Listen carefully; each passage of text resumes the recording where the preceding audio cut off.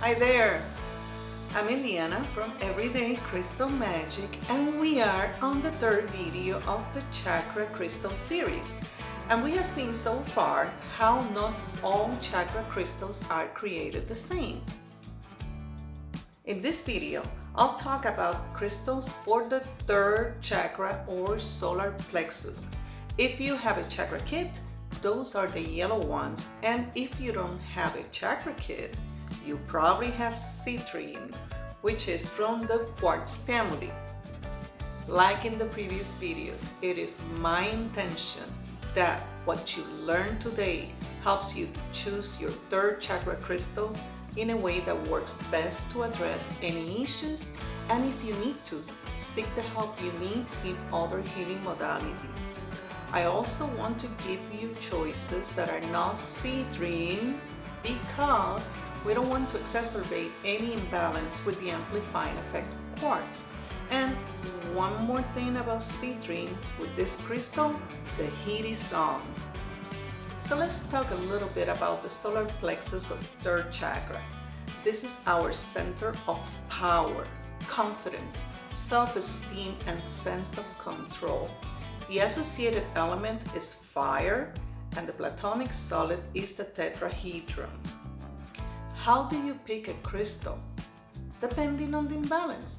Is it blocked or is it overactive? Let's see. A blocked third chakra can show in the form of low self-esteem, lack self-confidence, depression, the inability to make decisions. In the physical aspect, chronic fatigue, digestive system disorders, hypoglycemia, and diabetes. So these are the crystals.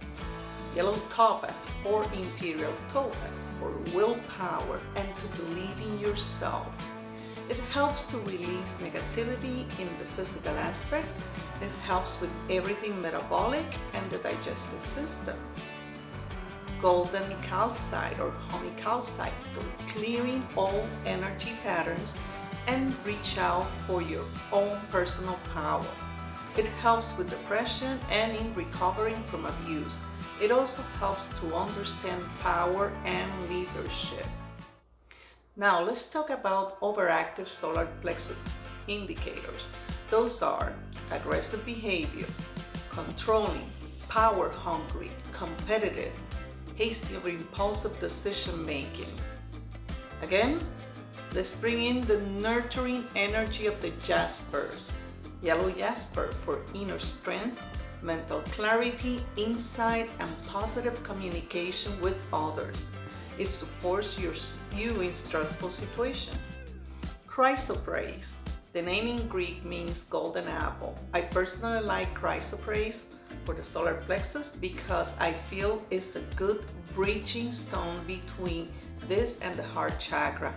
It brings joy, happiness, and optimism. Amber to help with decision making, balance, and patience. Is a symbol of wisdom. In the physical aspect, it helps with pain. If you have or if you're aware of solar plexus imbalances and know your triggers, you can use these high vibration crystals to help. And I really love this. Sulfur quartz. This is the smelly guy because of the sulfur contents.